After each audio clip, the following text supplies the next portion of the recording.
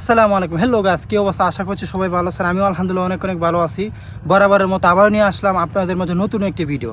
তো আজকের ভিডিওতে কিছু বিষয় নিয়ে তুলে ধরার চেষ্টা করব।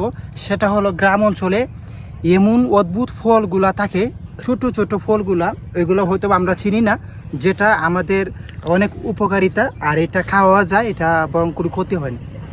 যদি আপনাদেরকে দেখাই, এই দেখেন, দেখছেন? এই দেখেন, এটা মূলত একটা অদ্ভুত ধরনের একটি ফল।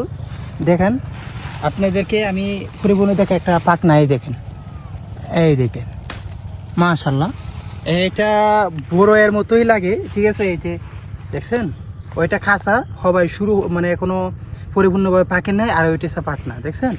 মাশাল্লাহ, কত সুন্দর।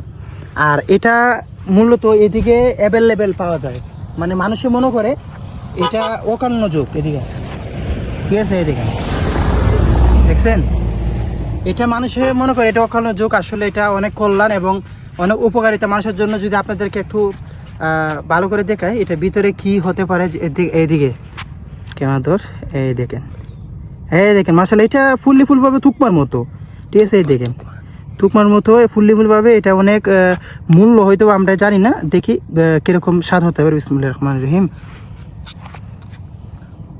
মাশাআল্লাহ, সত্যি ভাই, অসাধারণ অসাধারণ।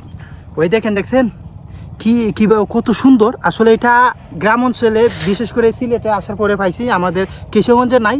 প্রায় সময় থাকে অনেক অনেক জায়গার মধ্যে, না চিনার কারণে এইগুলা কেউ খায় না, ঠিক আছে? এটা আসলে এইগুলা যে জায়গায় পাইবেন আপনারা খাইবেন, আশা করছি আপনারা শরীরের জন্য অনেক উপকার হইব। আর বিশেষ করে এটা আমি শুধু আমার কথা না, আমি এটা ইউটিউবে রিসার্চ নিয়েছিলাম এই বিষয়ে, তো অনেকে অনেক ভালোই বলছে, এটার বিপক্ষে কোনো কথা বলে নাই। আর এটা আমি নিজে খাইলাম আপনাদের সামনে, দেখতে তো পারতেছেন। আর এটা অনেক স্বাদ, এটা পিসি সহ খাওয়া যায় সাবায়া, অনেক মিষ্টি। তো আজকের জন্য এই ভিডিওটা ভালো লাগলে অবশ্যই লাইক দিয়ে যাবেন, আর আপনার মতামত অবশ্যই কমেন্টে জানাবেন। ধন্যবাদ, সবাই ভালো থাকবেন। আসসালামু আলাইকুম।